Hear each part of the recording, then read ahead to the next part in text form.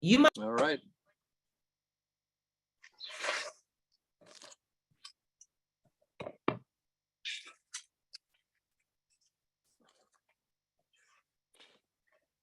Good evening, everybody. As we gather, we're going to let some more people Zoom in, and we'll start about 5 after 6. So welcome to everybody. Wherever you are, I hope it's turned out to be a beautiful day. I was at the Brewers game this afternoon, so this afternoon was not a beautiful experience for me at all, especially with all those Cardinals fans there. Oh my. Anyway, but there are more important things, and that's why we're gathering tonight. So we'll let a few more people get on board, and we'll gather. For those of you who know Steve O'Connell, we want to ask you to keep his family in your prayers. One of his brothers died recently.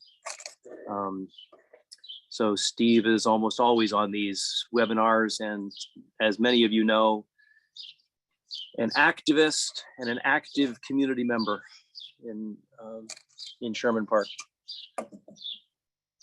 Also keep Sherry Fuqua, one of our green Sherman Park ambassadors, in your prayers. She is mourning the passing of a grandson, a baby who just passed on. So we are a community together. So whatever your practice, we ask you to hold each other in loving care.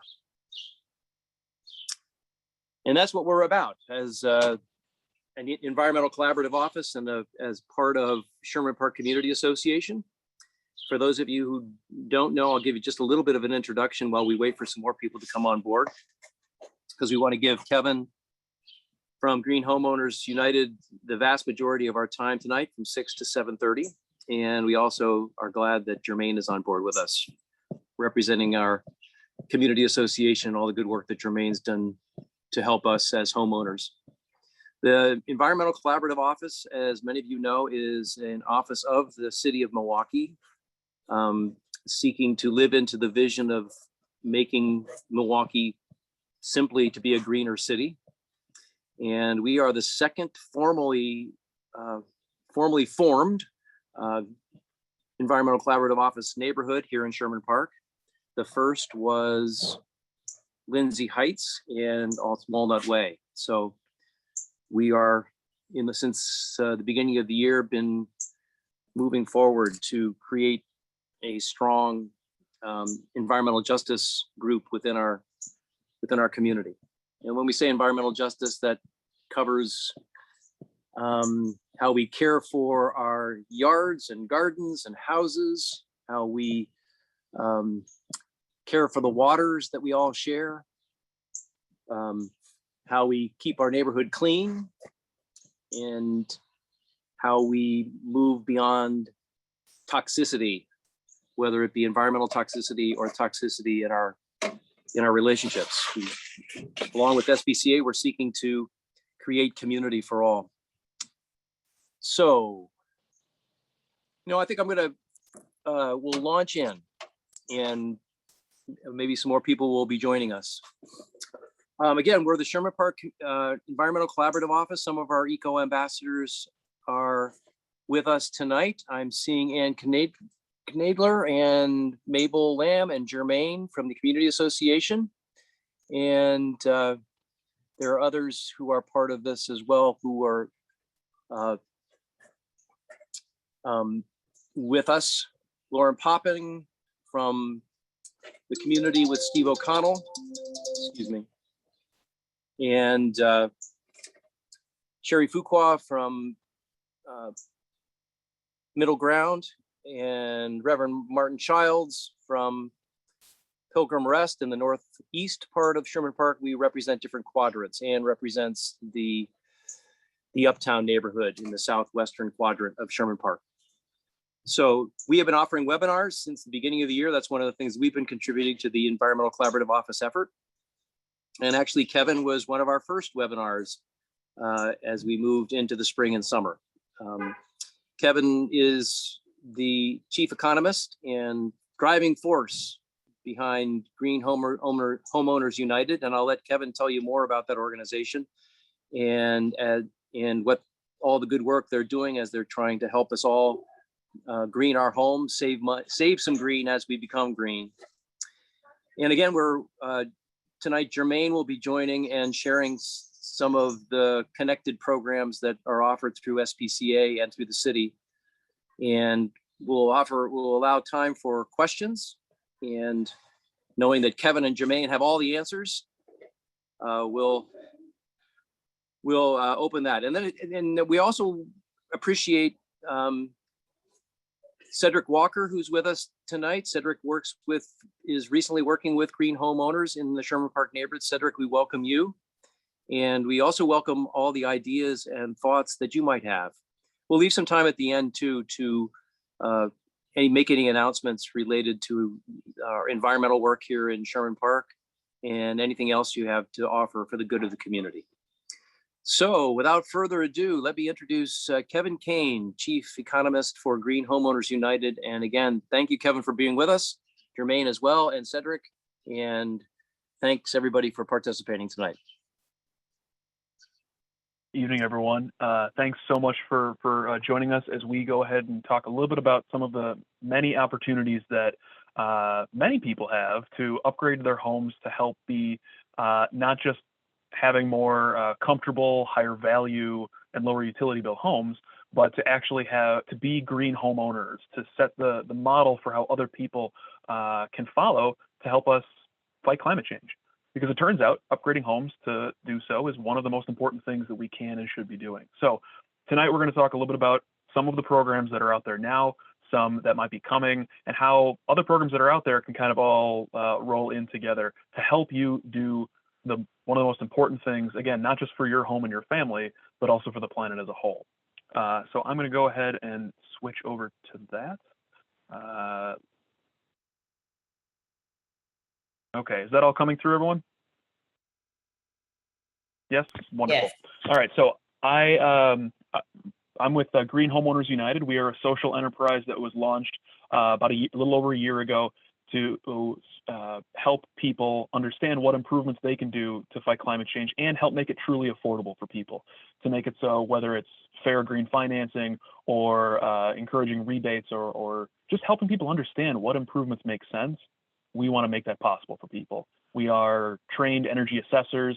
We are focused on energy trade allies. We're even a carbon-free business, and we are one of the only unionized energy efficiency firms in the entire state that are trying to create good living wage jobs locally to fight climate change.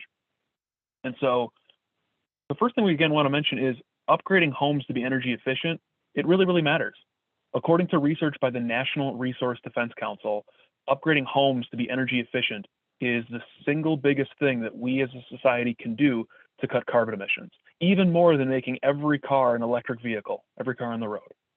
And when you take into consideration that residential energy efficiency doesn't even include renewables like solar panels or geothermal, or what's known as electrification, getting off of natural gas, getting off of propane for things like heat pumps, you find that upgrading homes is very important. It's one of the most important things we need to be doing to fight carbon emissions.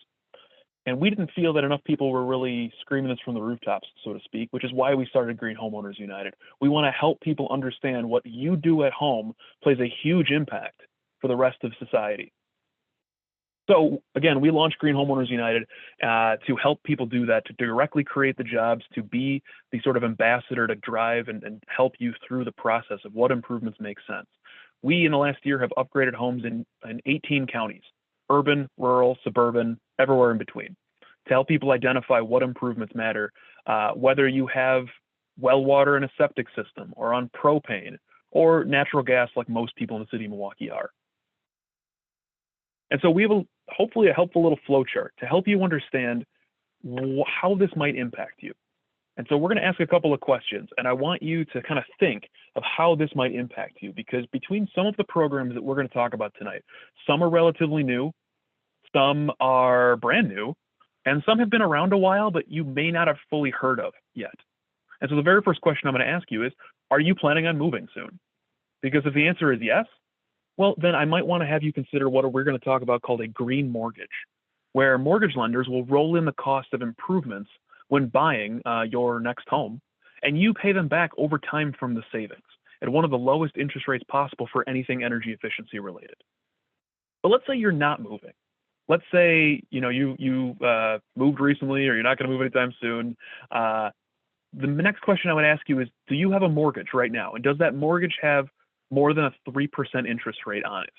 Well, if the answer is yes to that, then I might seriously encourage you to consider what's known as a green mortgage refinance, where not only can you refinance the home to reduce the interest rate on your mortgage, but you can also roll in energy efficiency improvements that, again, we're going to talk about, where the lender pays the upfront cost and you get to pay them back with the savings generated in your utility bill. The vast majority of people that we work with, when they do a green refinance, pay nothing more, see savings immediately, and help cut carbon emissions right away. Again, though, let's say mortgage is not something you have on your home, you paid it off, it's almost paid off, or your interest rate is below that number. All right, what do you want to do? The next question I would ask is, do you want to spread the cost of major improvements to the home over time? Because if the answer is yes to that, if you just think, hey, maybe I can't, spend $8,000 to $18,000 on improvements to my home at this time, well then, luckily, Summit Credit Union can help provide an energy efficiency loan thanks to negotiations with the City of Milwaukee's ME2 program, part of the ECO department. And so you'll be able to spread improvements up to 15 years, combine them with new rebates that we're going to talk about tonight. And it's not based on equity in your home. It's not really based as much on your credit score. It's a program that many, many people throughout the city of Milwaukee can now take part in. And now one of the most important pieces, it's no longer income-based, whereas before it actually was aimed at people who were below a certain income. But let's say, no, you don't want to spread the improvements over time. As of about 2 months ago, the city of Milwaukee has announced that they are going to create new rebates for their ME2 program, up to $3,000 for heating systems, for insulation, for air sealing. We're going to talk about this in a minute. But looking at this chart here, I want you to ask yourself, where do I stand on this? If you know, great. If you don't, we want to help you figure that out. Because in wherever you are or wherever you're going to be in the near future, you have a chance to be a green homeowner and a chance to make this truly affordable to fight climate change and create jobs in the community. So let's talk about green mortgages for a second. How they work is when you're buying or refinancing your home, the lender is authorized to add in an extra 15% on top, 15% of the value of the home for energy efficiency improvements, such as solar panels, insulation and air sealing, water efficiency improvements, and more. We'll talk about that.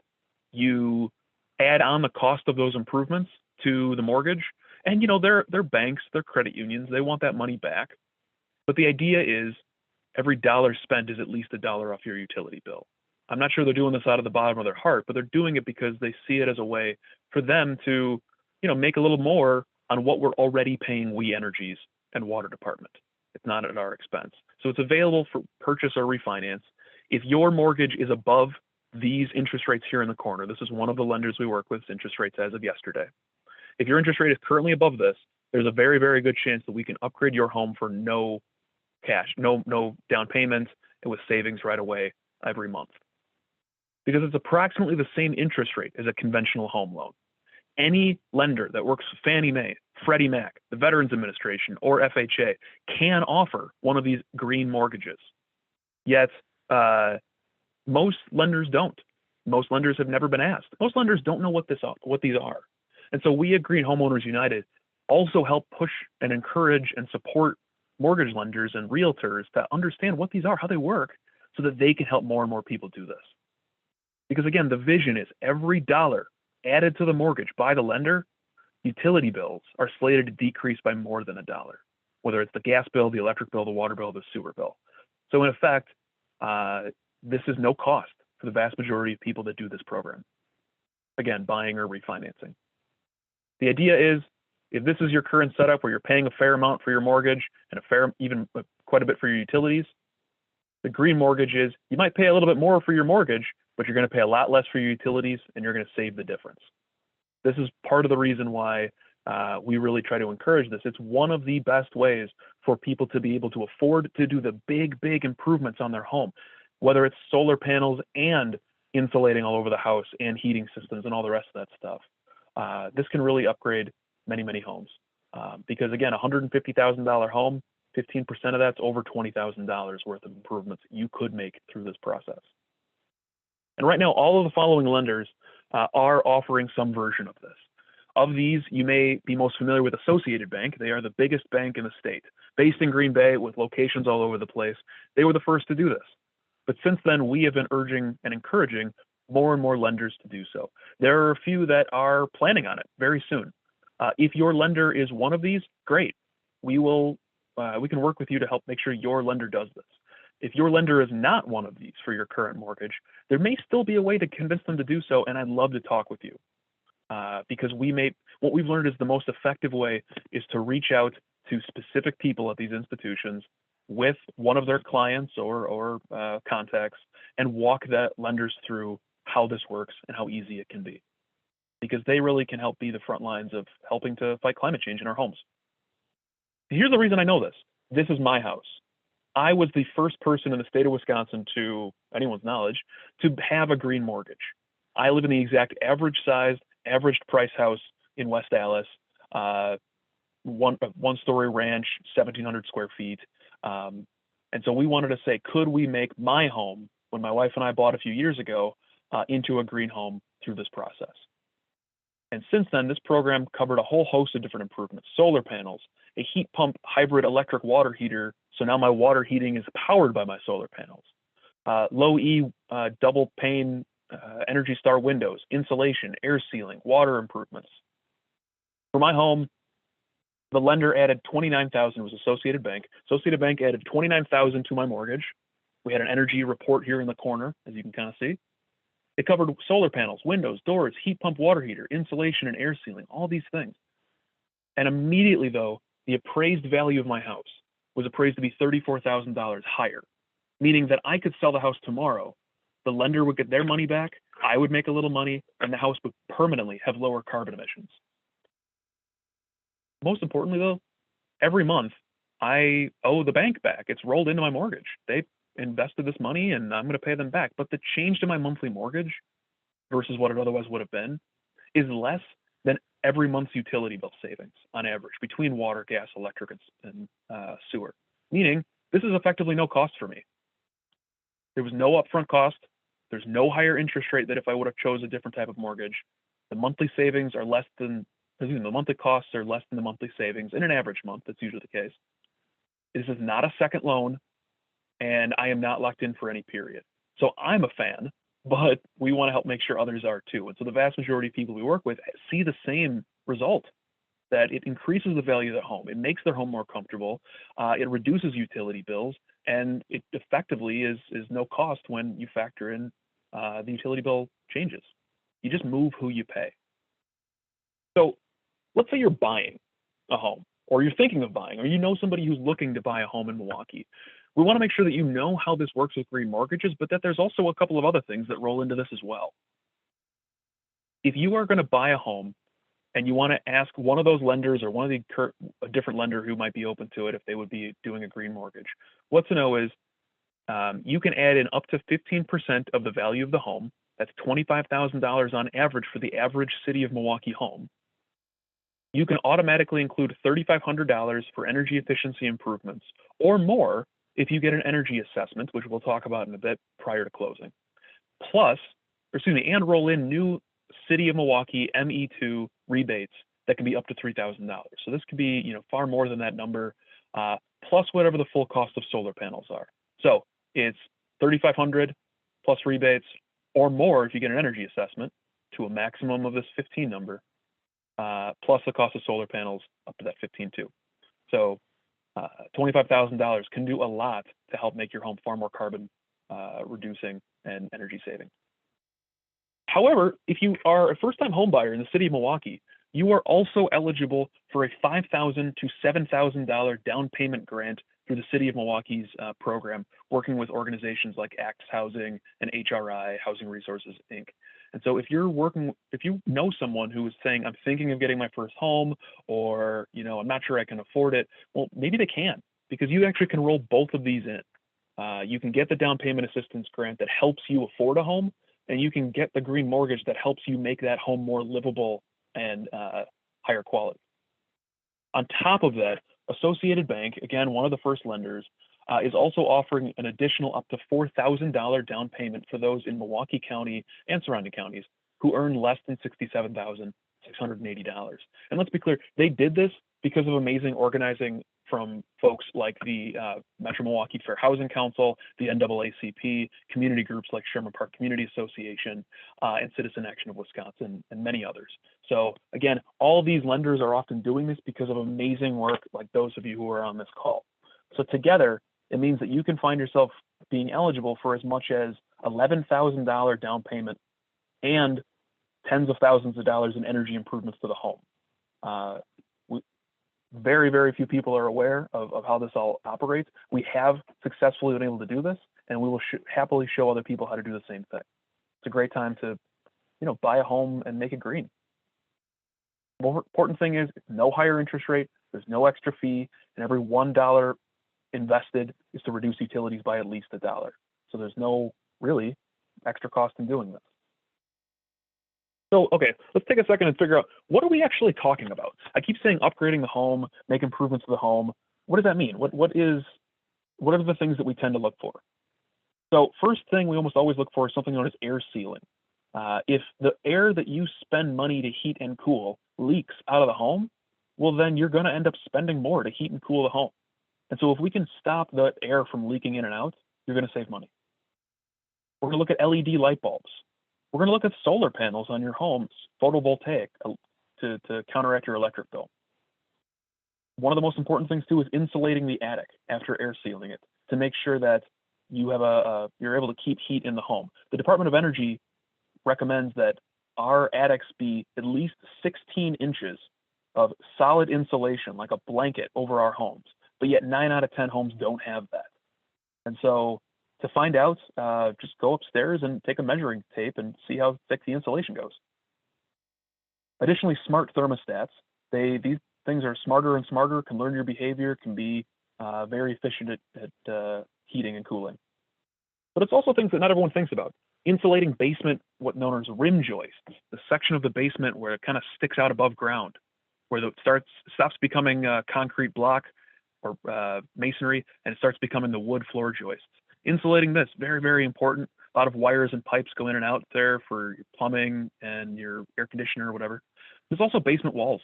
Concrete walls are, a lot of heat can pass through them. It's improving heating efficiency through things like duct sealing, duct insulation, boiler pipe insulation, whatever you have. It's high efficiency water improvements like toilets, shower heads, faucet aerators. And it's energy efficient furnace fans, things known as ECMs. Here's the thing though, it can include big things: windows, furnace, water heater, air conditioning, etc. But it often requires an energy assessment of the home to first show cost effectiveness. Energy assessment is when groups like mine, organizations like ours, come into the home, do a holistic look at the house. Where is energy being lost? What improvements make sense for you to look at? What are the costs of them? And what is the cost benefit? What's the return on investment? We help people figure all of these things out so that you can figure out which of these should you really consider. You don't have to guess. We will show you every aspect of it. In fact, the green mortgages will give you access to more financing at fair rates if you've had an energy auditor come through too. So take a step back then.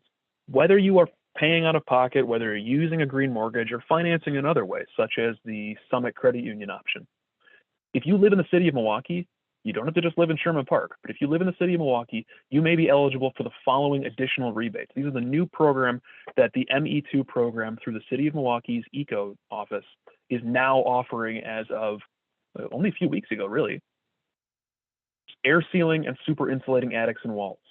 This is the part where, again, it's the air that leaks out of your house, you're wasting money, as well as, again, as I mentioned, getting that attic to about 16 solid inches of insulation. The city of Milwaukee will chip in about $1,000 extra for the two of these things together. Plus, you may qualify for anywhere from $800 to $1,200 for focus on energy rebates. but it requires an energy assessment to qualify for this whole thing. So as we mentioned, work with folks like ours or many other energy assessors in town to find out if this could impact you. The most important thing we have to find out is how deep is the insulation you have there now? And how big is your attic? Which is why we often need to come to the home, look at your attic, and we'll let you know if you're eligible for these. Additionally, is a high efficiency furnace and boiler. If you were looking for a new furnace or boiler and you get a more high efficient one than a less high efficient one, the city will chip in an extra $450 to $550 plus Focus on Energy will actually often chip in more. For those of you who don't know, Focus on Energy is the multi-utility organization that We Energies is a part of. They chip in money. It helps us afford that. You may have heard of these as the ones that often send people free LED light bulbs and the like, but they can also help reduce the cost of new improvements.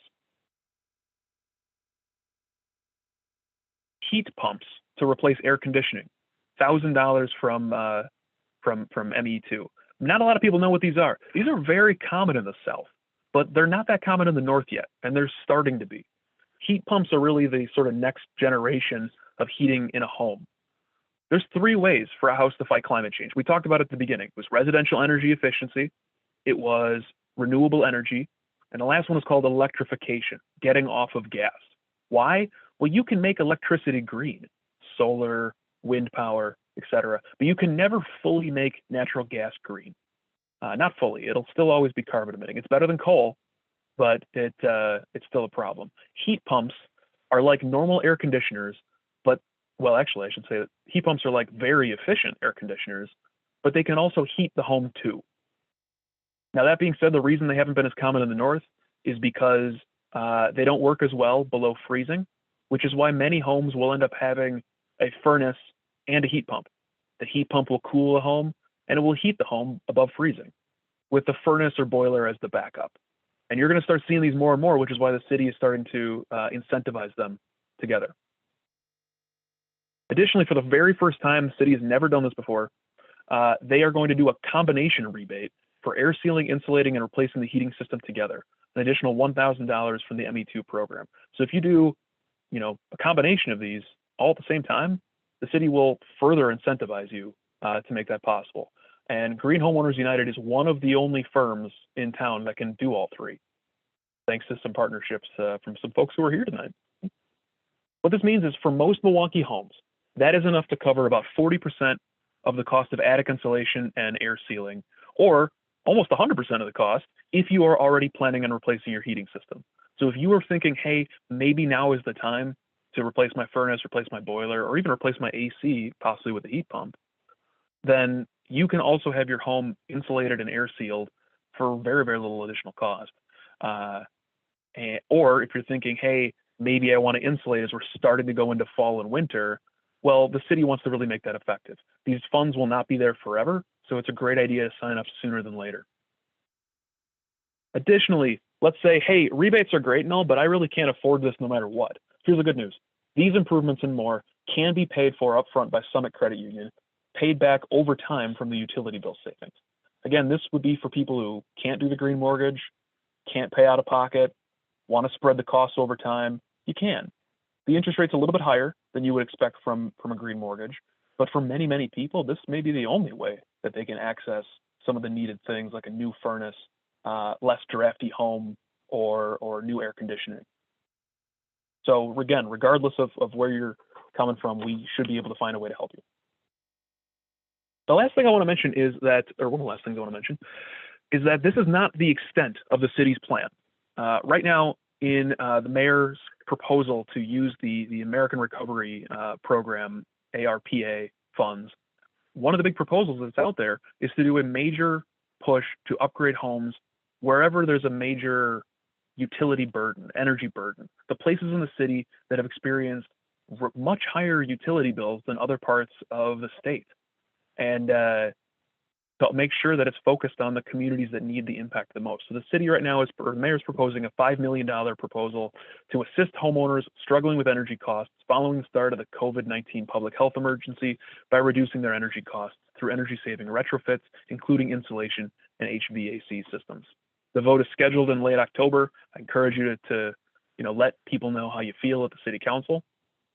But again, the project will focus on households in qualified census tracts with the highest energy burden as identified by Greenlink Equity Map. Black and Latino residents are more likely to face high energy burdens. Again, you can see this. There's another map I didn't get a chance to put on here that superimposes traditionally minority census tracts with the impact. And of course, there's tremendous overlap. But there is a push to do this. So right now, yes, we can help a lot of people, but there's a goal to hopefully help a lot more people at the same time, which is wonderful, especially renters. I talked a little bit about energy assessments. I personally always believe they are a good idea, but I want to make sure you understand why. In a little picture here, you'll see examples of some of the things that we've seen in doing energy assessments, just a couple. Big holes around chimneys where air can just leak out of the house into the attic and outside. Small holes that add up together.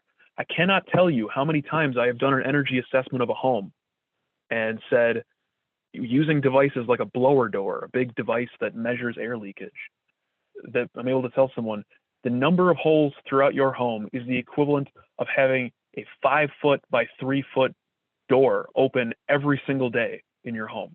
I've said that many times, and people are always kind of surprised by that. Why? Well, our homes are not designed to be submarines.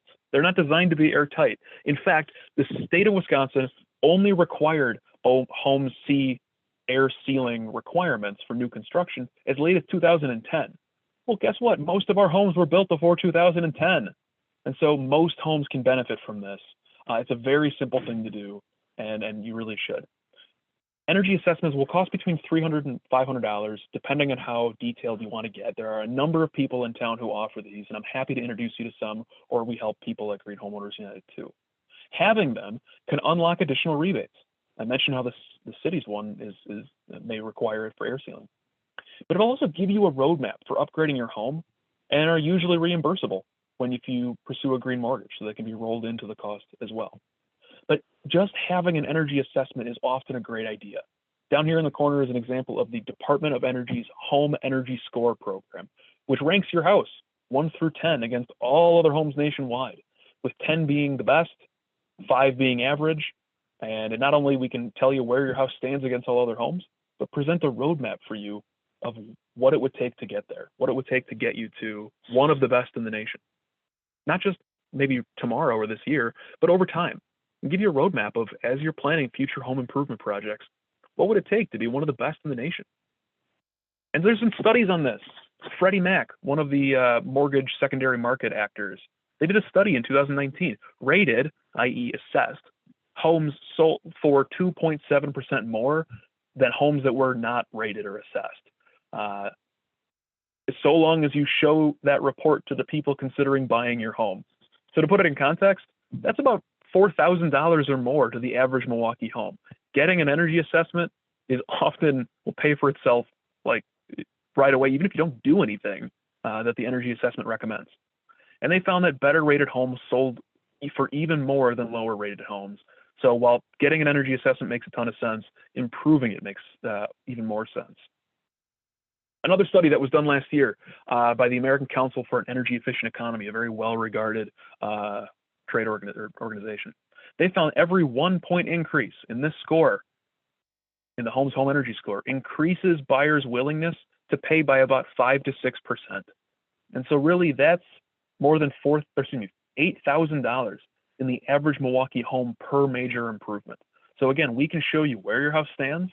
We can show you how to get to a much higher level, and being able to show people that improvement when you want to sell can significantly increase or is associated with a significant increase in the amount buyers are willing to pay for your home.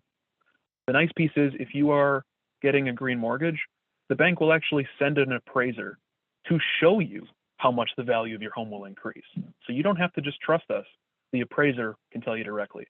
And the nice piece is attic insulation and air sealing alone can often increase a home's home energy score by 1 to 3 points.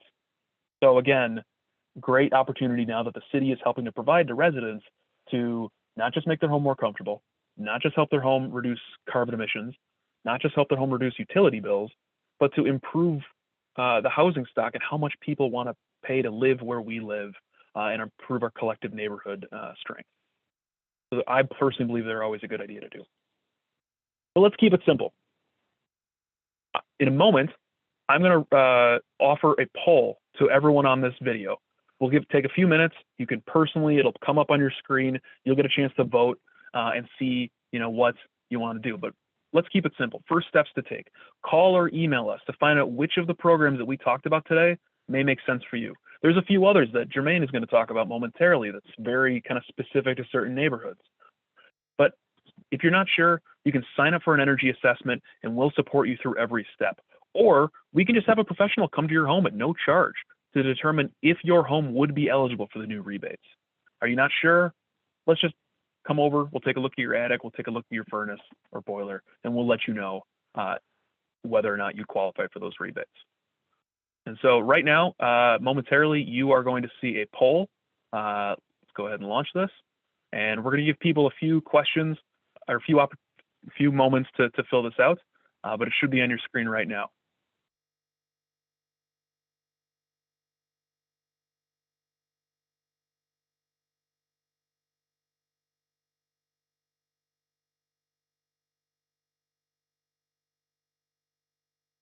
And then Jermaine, I'll pass it on to you momentarily.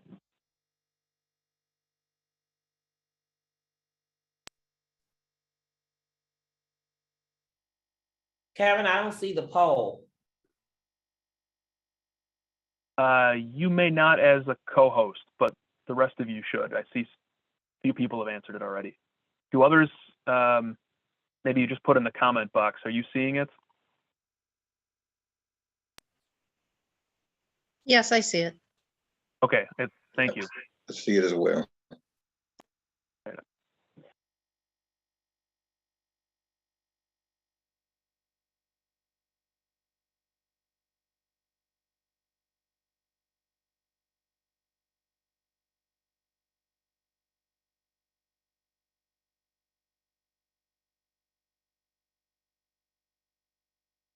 Wonderful. All right, we're getting a number of people. I'm going to let this stay live. Once you've answered, you can X out of it. I am going to pass it on to Jermaine Alexander, or do I pass it to Tim? I'm not really sure. But either way, I'll close mine. The poll will still be live for those that are still finishing it. You're not in a rush.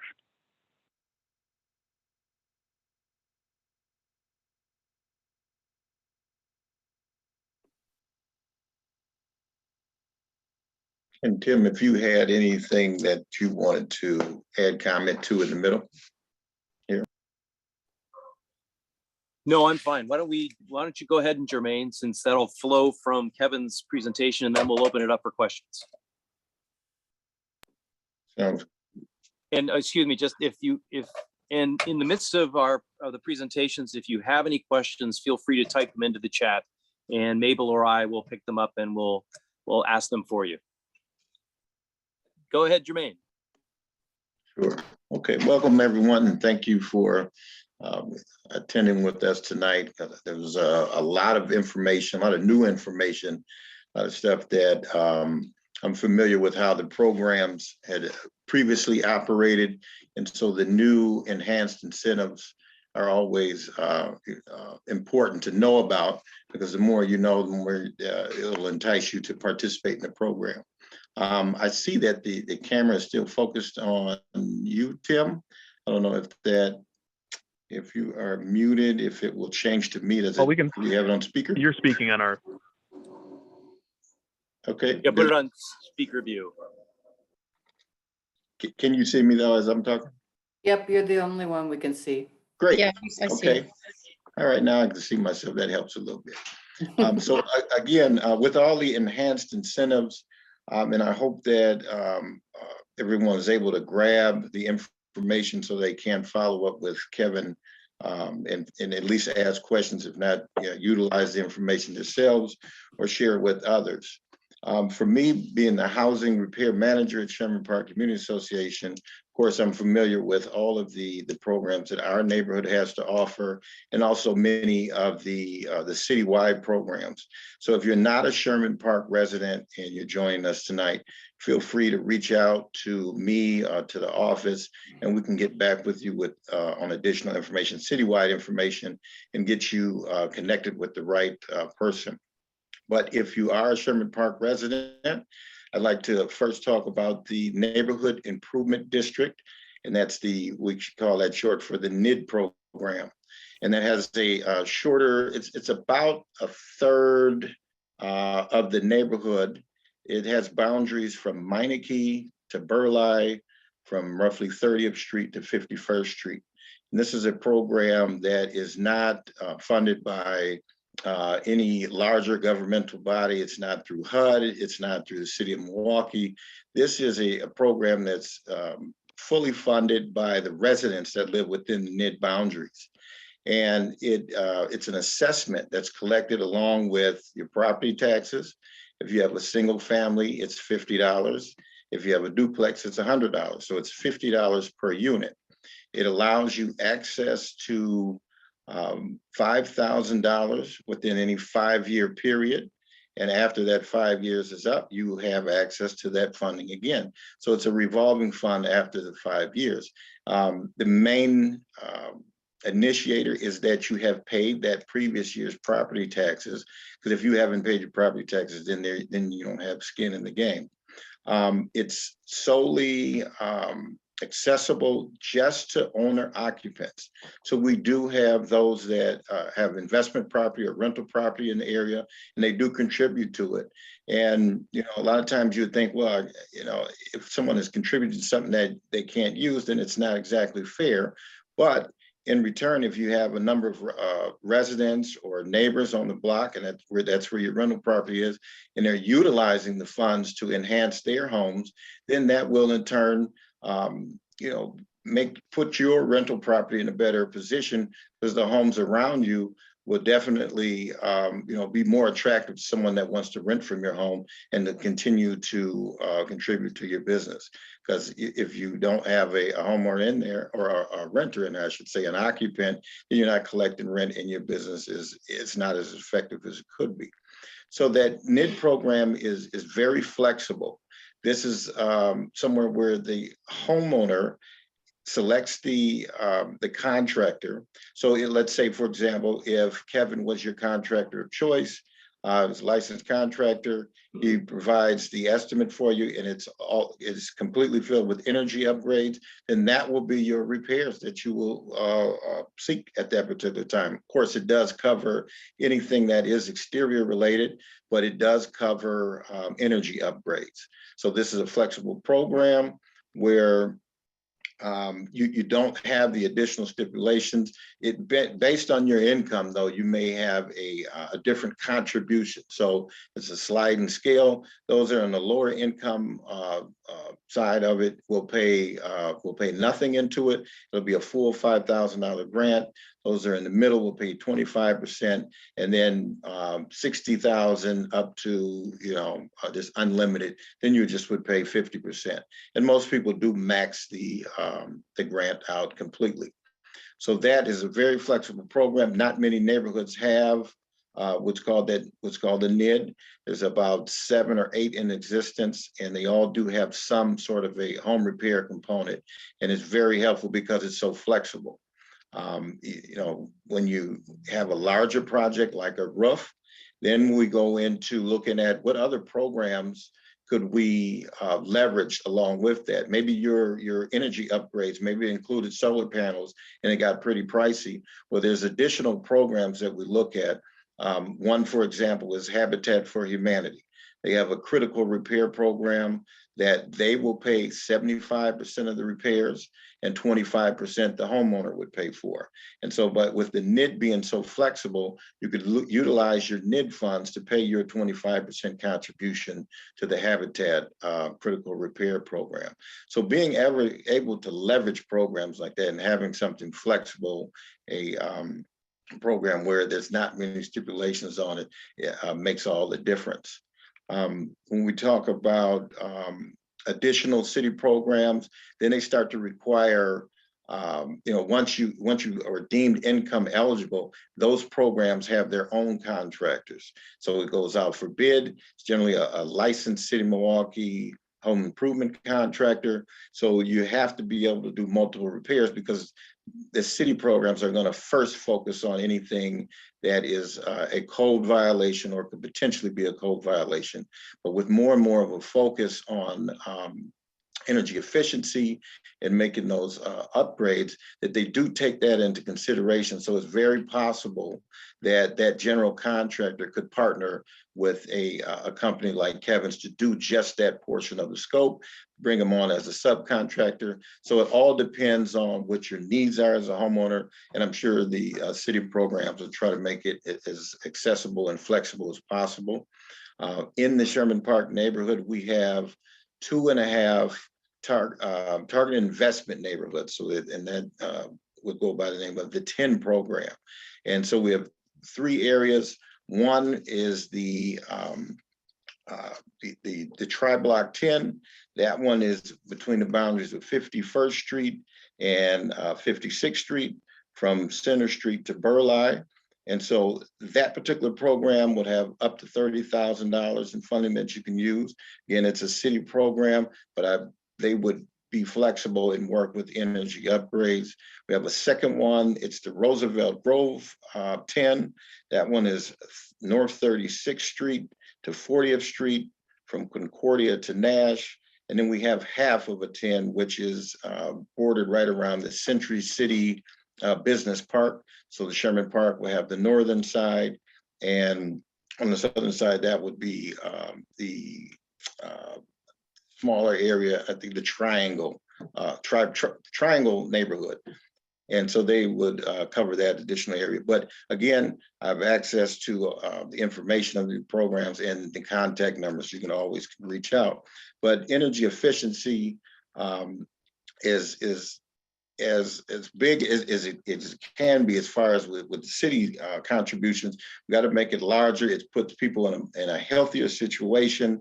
When you're talking about replacing windows and ceiling, the drafty areas, as Kevin explained, putting expanding foam in the areas helps to make sure that those drafts are down. And a lot of people, drafts will cause colds, and it helps, prevent asthma if you don't have those particular drafts. So, there's a multitude of ways to approach this, and we definitely can help to make that more of a successful experience for you. It always helps to have all of the information, because without being fully informed, it makes it pretty tough.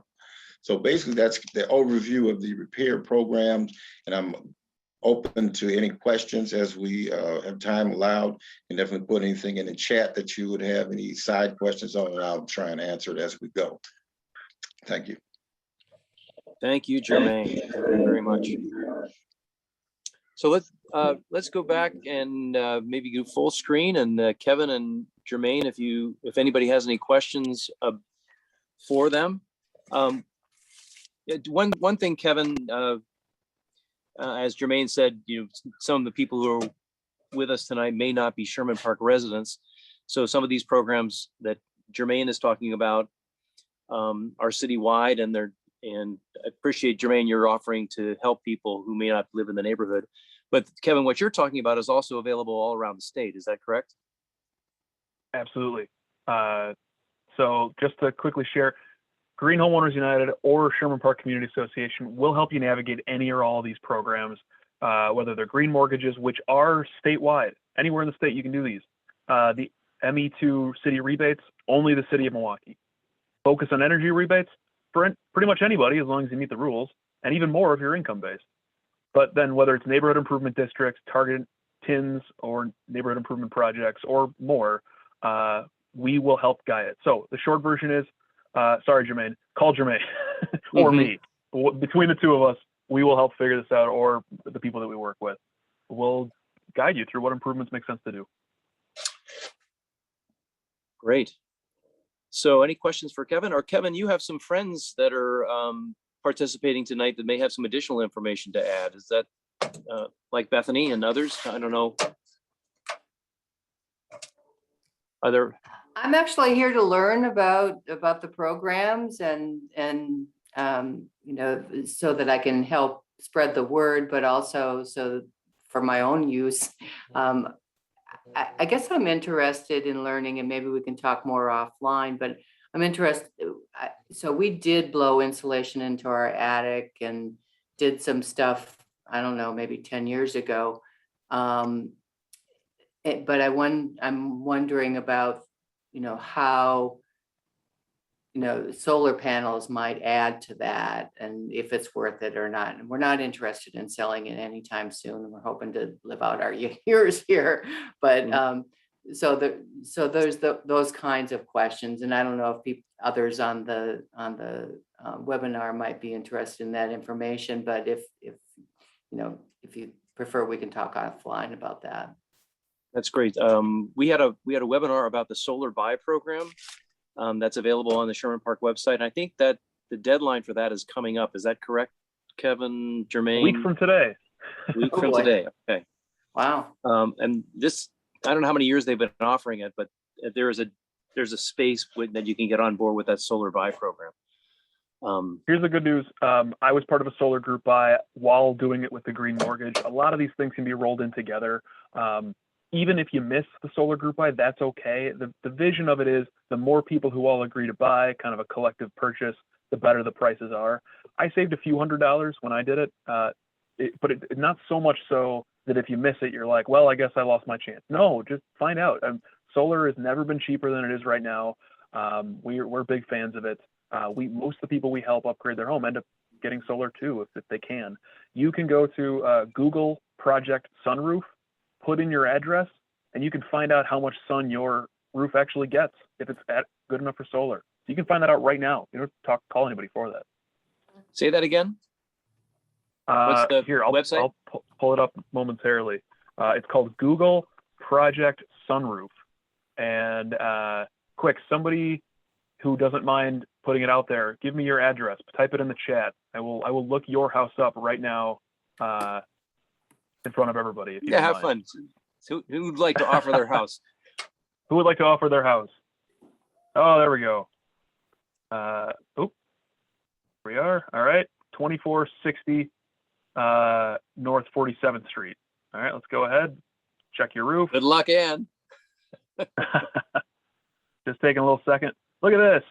All right, so you can zoom in on your house. You can see the more yellow it is, the more sun it gets. Hey, look, you might have this dormer that's partially in the way, but you can still put solar along the sides. Maybe there's a chimney here that makes life a little harder. But also it looks like the garage might also be a partially good candidate where you can then trench the wires to the side here. Solar companies have a much better method of determining this, both visiting the home and their own programs to zoom in with a satellite. But if you're just trying to get a sense of, hey, is my house good enough? Take a look at it. And you'll notice that, sometimes they may not be. Sometimes you have a lot of tree cover or the house next to you is really tall. But in general, we try to look at the southern facing side of a house. And if that doesn't always work, east-west can work. You can kind of see examples of it here. It doesn't tend to get as much sunlight. Some places you're just not going to be a good candidate no matter what. Although we do know people who have trimmed trees just to make this work because, having solar panels is the equivalent of cutting more carbon emissions than any single tree would be able to handle, which is wonderful. So again, southern's ideal, east-west is also works. Just for the fun of it and because she's so important in our community, let's do Mabel's house, 2803 North Sherman Boulevard. All right, sounds good. Just for the fun of it. 28, I'm sorry, what was that? 2803 North Sherman.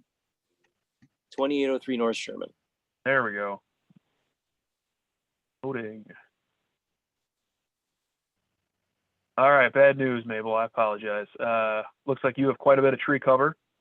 Now, the important thing to note is I don't know when these pictures were taken. They may be kind of old. You may have removed the tree, but it's usually a pretty good idea of where your house stands on this question. Okay. Quick question. Oh, go ahead, Mabel. Oh, a question for you, Kevin. The garage was mostly exposed. Is the coverage area that the garage will allow, is that large enough for a solar panel based on what you saw there? It's a great question. So it really depends on how much electricity the house uses. And a lot of homes, I would say, would probably average somewhere in the 5 kilowatt solar system, maybe sort of a little smaller than that. My house, for example, my house has, in fact, you know what? I don't mind 2811. I'm going to pull mine up so you can see what I had to work with when I did it on mine. My southern roof is a pretty small part. See, look at that. I got a really small section of my roof. I got a little bit here. This tree is, I love this beautiful tree, but it's really hard to get it to work. My garage wasn't really feasible. I still put about 4.3 kilowatts solar, not just here, but also there. I could do it on the front. I may someday still. I went into this knowing that my solar panels were not going to cover 100% of my electric bill, and they don't. I knew that.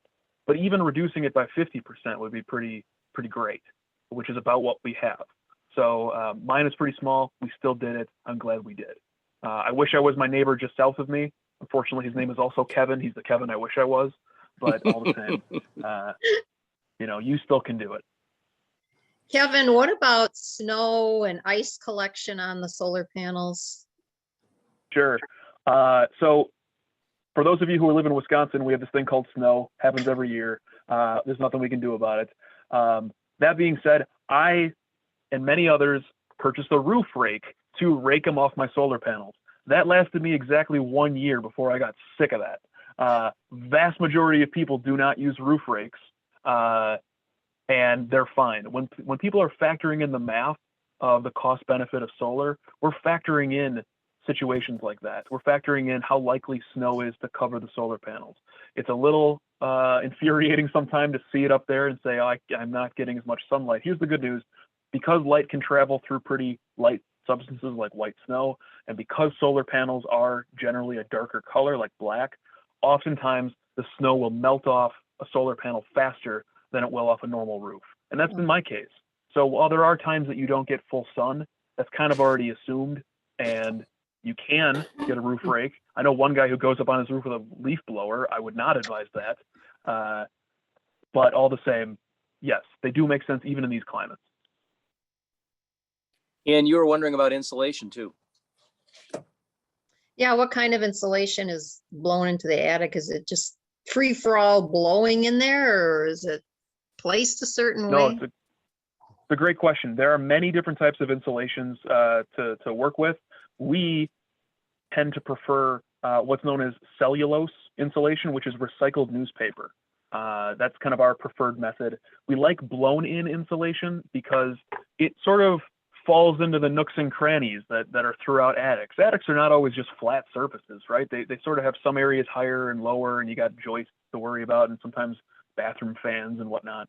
So we like that because it's pretty uniform like a blanket. You can still use fiberglass bats, the big long rolls of it, but oftentimes it's hard to get that to lay, perfect next to each other. And if bats are not perfectly uniform, they're not as effective. The most effective but most expensive thing is spray foam insulation, which we use fairly too, but some people, especially in the South, will spray foam the rafters of their attic, and then suddenly the attic is effectively inside the home. It's effectively part of the conditioned space. But that tends to be the most expensive by far. You definitely want a professional for that. Once you get spray foam on clothes, it will never come off. But the most important thing I would say, before you ever insulate, whether you do it yourself or whether you hire someone to do it, is to make sure to air seal the home, to find any gap or crack along floors, pipes, wires, whatever, and seal it usually with the cans of spray foam, great stuff, they often call it, from the store. Professionals have access to better, often more cost-effective ones. But if air can run through insulation, your insulation is not going to work as well. It's like wearing a big knit sweater. Your knit sweater might be great, but if it suddenly starts being super breezy out, you're not going to be that warm. So throw on a windbreaker and you get the best of both worlds. That's the combination of air sealing and insulation. It's why Focus on Energy will chip in more money if you air seal the attic before insulating it. So be sure to do both. Mabel's asking about her historic home. She has some Spanish tile on the roof, and wondering about attaching solar panels. Do you know much about that? Jermaine, you may have more answers than I do about historic home and preservation and all that. It may be a little bit harder, but I will say that, and again, hard in Milwaukee, you can get solar panels on the ground mount. I mostly work with rural Wisconsinites in that, but it is something that can be done in the city in some cases. Jermaine, do you have more on historic homes? Also, if you're like, we're in a historic district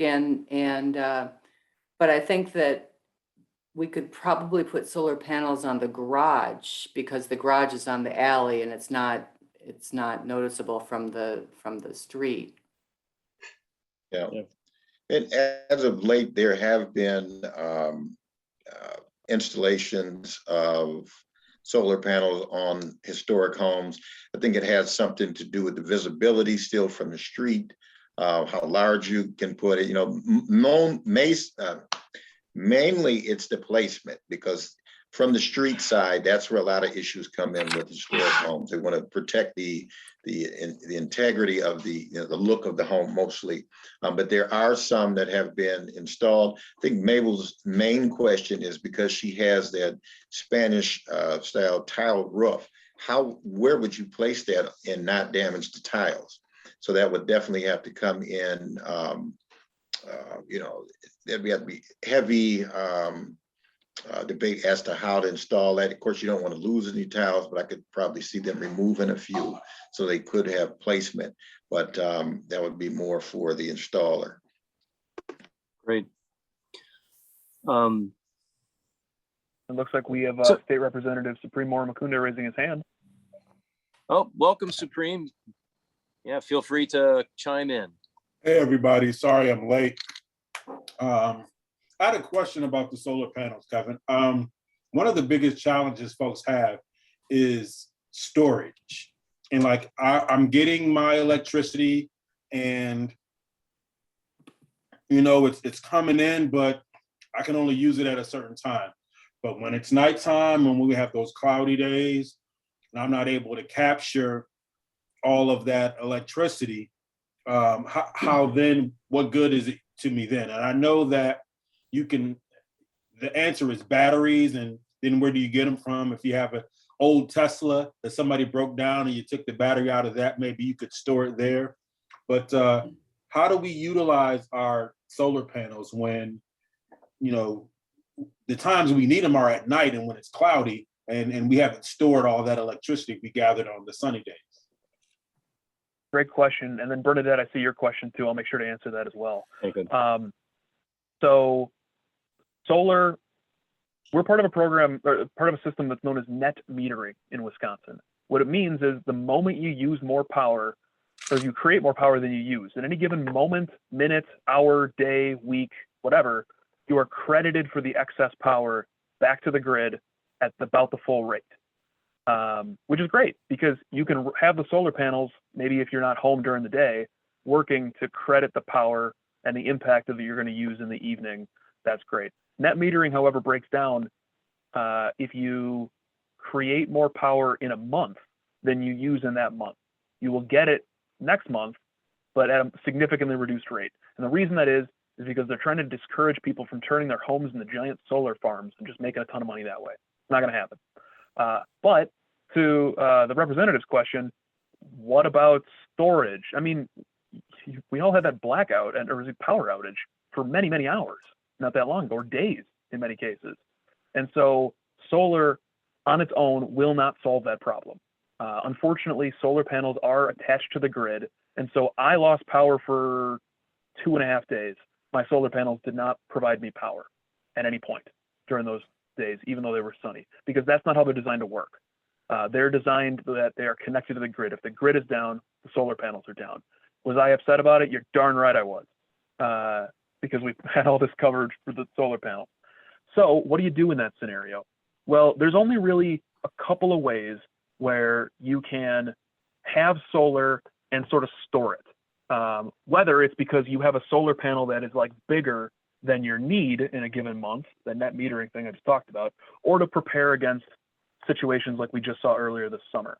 The most common one is called a solar battery, and most solar installers can help you do that. The downside is they cost a lot, and not a lot of people do them. They're usually probably $13,000 to $15,000 on top of what the solar panel costs. So the majority of people I work with don't end up getting one. They do ask about it. I'm happy to connect them to them, but most people don't. And that's okay. I mean, for the most part, batteries are not usually going to be worthwhile, with the exception of worry that the grid is going to go down. There's a few other exceptions. They're popular in California because of some specific rules out there about what are known as time of use rates, where you pay more for electricity at certain times of the day. But here it's not that common. But there's other two ways to kind of get around that, or two other alternative ways. As the representative mentioned, if you have a Tesla, you actually can use your electric vehicle as a battery in many cases.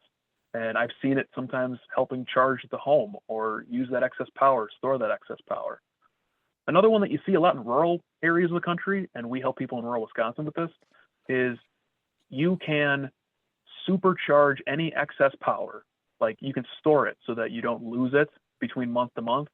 You can overheat your electric water heater so that you're overcharging the heat, and then use something called a mixing valve at the water heater so that you may heat the water to 160 degrees, but the water coming out of it to your shower is only 120. So that it's constantly at the temperature. You are putting that energy right into your electric system, and you're not losing it because We Energies didn't feel like paying you back at the full rate. So we do know a lot of people who do that. They often call it the hidden battery in the home, but it's in places where electric water heaters or heat pump water heaters are a lot more common. And that's rural Wisconsin, rural America. Not most Milwaukee residents have natural gas water heaters. Someday we need to change that. But for now, it's really hard to get off of natural gas when Milwaukee is one of the cheapest places in the nation for it. Does that mean our utility bills are low? Heck no. It means that we have to do a lot better job of making it so we're not wasting it on leaky homes, poor insulation, old heating systems, old water heaters, things of that nature. Sounds good. Other questions? I see Bernadette has one here too. Yes. I took right. advantage of the ME2 program for insulating my home about 4 years ago. May I still apply for the Focus on Energy program? The short version is, I believe you are limited to every 3 years doing it, but the other piece is, if you've already super insulated your attic, you can't super insulate that attic again. That's the thing. But it would mean that you could use Focus on Energy rebate funds for things like a new furnace, if you need a new furnace, or solar panels, because Focus on Energy helps reduce solar panel costs by about $500. So the short answer is yes, but probably not the same thing. Thank you. Other questions? Kevin, could you just, so I'm going to have an energy audit next week.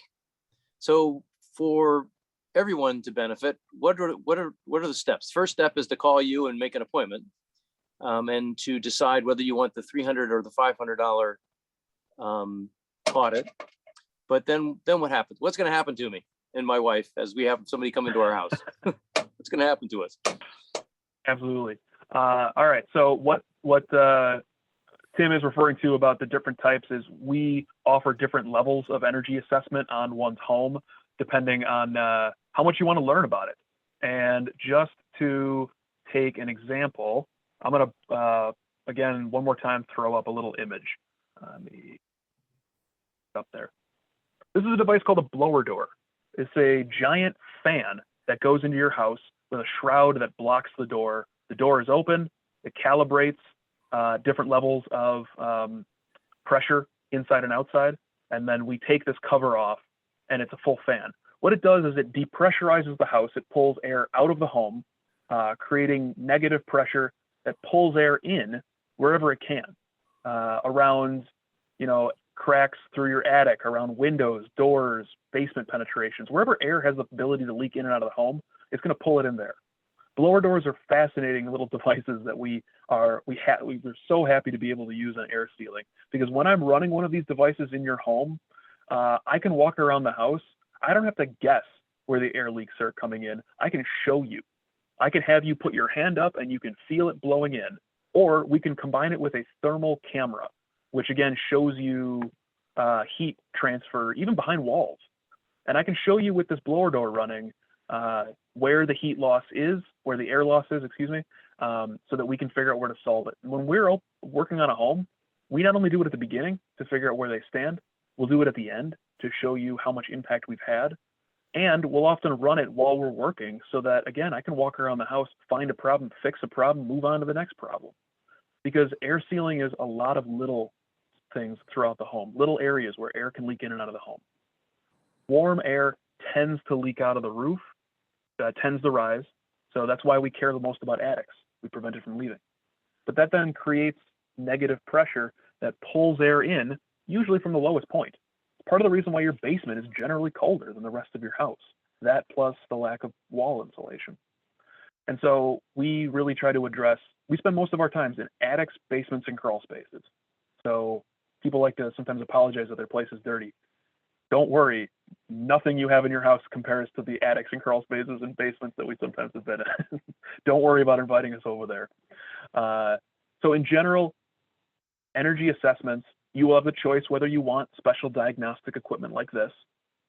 But we will look at your home and we will assess everything from the insulation level in your attic to the manufacturer's details of your water heater to the kind of windows you have to the air leakage locations. We'll holistically look at this. I'm even going to ask you questions about your mortgage because we'll find out if you're eligible for a green mortgage, refinance in that way. But afterwards, we'll then present the results to you in a Zoom call to walk you through what your options are, what improvements make sense, what are the cost benefits, what are they likely to cost. And if you need help with financing, you need help with rebates, we'll show you what to do. The most important thing I want to let you all know about, upgrading homes is not a one-time thing.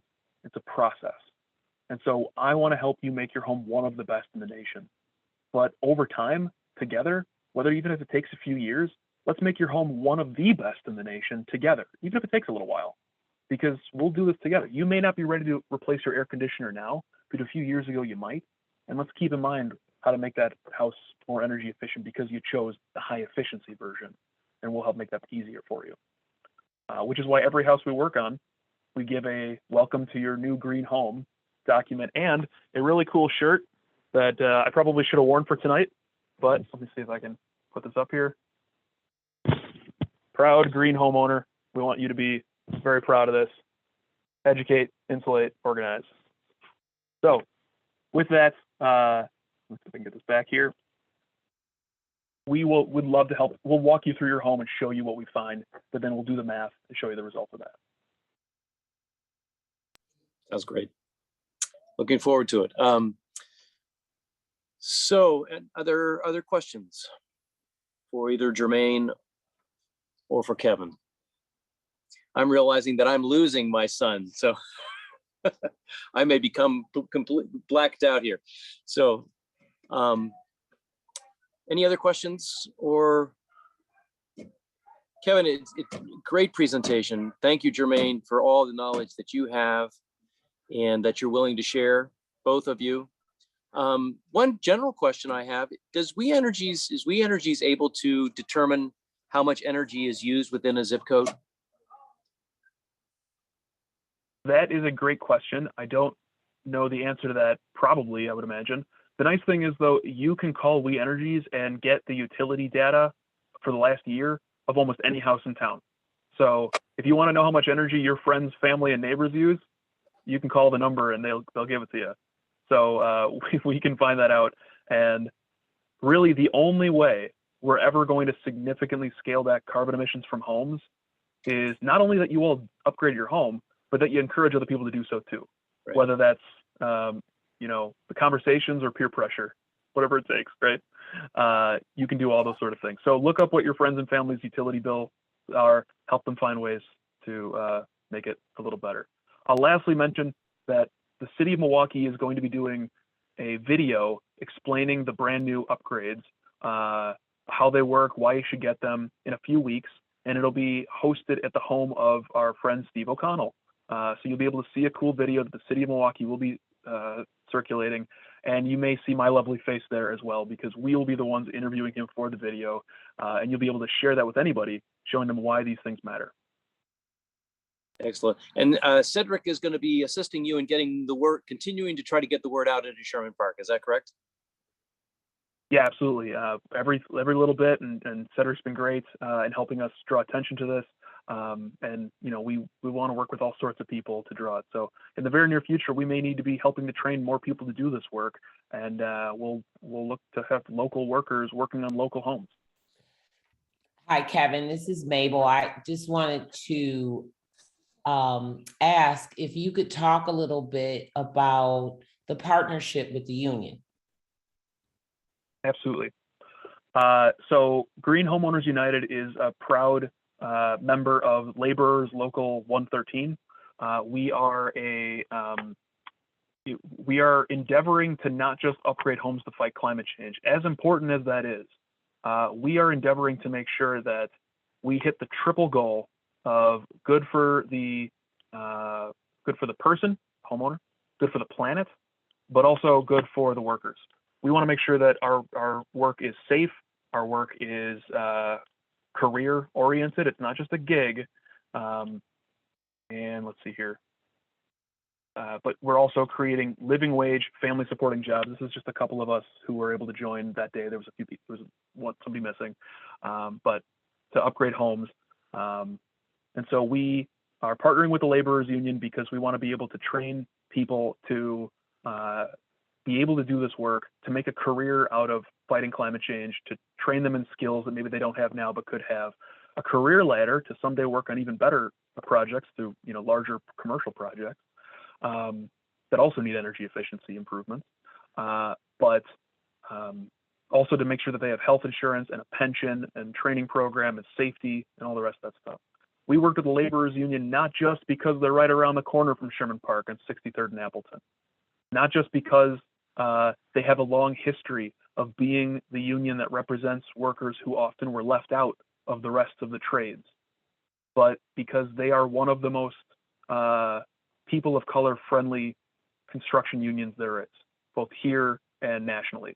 And so we were really, really proud to work with this union because they do a very important things. And we want to make sure, again, good for the worker, good for the planet, good for the homeowner. Thank you. Thank you.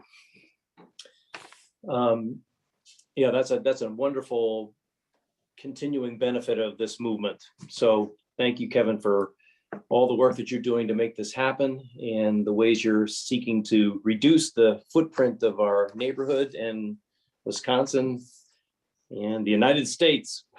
So thank you for your good work. Mabel, do you have any announcements to make? We've got a couple of things coming up that are eco-related. One is the Lowe's Black Managers Program. They're coming in to do some work on Sherman Park. And then the end of the month, we have a big clean, and Steve O'Connell and his group is trying to bring people together to grow leaders within the community. But Mabel, do you want to just mention that again? Sure. Thank you all for joining us. If you can, please join us on Wednesday, September 29th. Lowe's Corporation is hosting a event that will start at 9 a.m. until 3 p.m. It is hosted by the Black Store Managers Council for the Midwest. They will be in town. Usually when they have their store managers council, they select a city and then they select a neighborhood that they would like to come in and do some work in, have giveaways, they're having lunch. We're cleaning up Sherman Park. And as most of you who live in the neighborhood have seen, the park has had a tremendous amount of work done in the last couple of weeks. You can see clear across the park, so that way our safety is upgraded. But we will be hosting this event. We hope all of you will join us. There will be giveaways in the afternoon, I think between 1:30 and 3. And they will also be providing some insulation kits for residents that do come. And we hope you all can join us. If you want to come and help work in the park, that would be awesome as well. We will be, once again, getting rid of a lot of the weeds that are there. We are going to be planting some new native plants in the park as well, and also cleaning up around the Boys and Girls Club. So we hope you will join us. In addition to that too, they are also putting in the Dream Court for it's a basketball court that was donated. They're installing that right now in the park as well. So we hope you all will join us. We want to make the park family friendly. And we hope to see you there on Wednesday, the 29th. We'll be there from 9 a.m. until 3 p.m. No, we can't hear you, Tim. Thank you. Information is available on the SBCA website. And you're also sending it out to people who are on the mailing list. Is that right, Mabel? Absolutely. Some of you probably have already received our notification, and we hope you'll join us. Yeah, and if you're not on the mailing list, go to the Sherman Park Community Association website and sign up and we'll send out information about upcoming webinars related to our environmental work here in Sherman Park as well. And we thank Kevin and Jermaine and Mabel, SPCA for hosting, and SPCA, which we are all members of. Well, the Eco Group are all members of, and hope that you can become a member of as well if you're not already. That's our neighborhood group that brings us all together, and the Sherman Park Eco is our neighborhood ambassadors who are working with the city to try to work to bring about environmental justice in our neighborhood. And the work that you're doing, Kevin, and the work that you're doing, Jermaine, feed right into that. And thank you so much for your activism, your information, your expertise, and your passion for our neighborhood and neighborhoods beyond.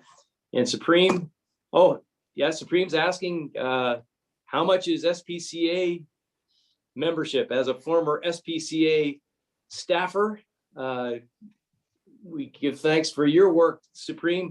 Mabel, you want to answer that question? Sure, absolutely. Our memberships are income-based. So it could be $20, $40, $50, depending upon your income. But we certainly don't want to leave anyone out. If you can't afford a membership, you can still sign up online to receive our emails. And we encourage everyone to do that. And you can go to www.shermanpark.org. www.shermanpark.org. On that note, and maybe some of you didn't know that Supreme is an alumni of the SPCA staff. So we give thanks for all the people who have lived and served within this community and all the great things that people are doing, not only in this community, but beyond. So thank you all for all the good things that you're doing. And thank you for being present tonight. And please contact Kevin and Jermaine if any of this information you want to go deeper and schedule an energy audit or learn about the NIDs and the TINs. So Kevin, you have any last words? Jermaine? Thank you for filling out the little poll. I will make sure that my contact info again is just put right here in the piece. If it's okay with everyone, I'll just stick around in case people have more questions. But from my end, thank you so very much, and I will endeavor to answer any questions if you all want to stick around. Yeah, if you want to hang out in the room for a while, is that okay, Mabel? Does the room continue to be open? The room is open. All are welcome. Okay. Thank you all and blessings to you. Yeah, and I'd like to thank you all for joining. And again, if you have any questions, feel free to reach out. My information is in the chat. Yep. Being green can put more green in your pockets, and that's not a bad thing. That's a good thing. So blessings to everyone.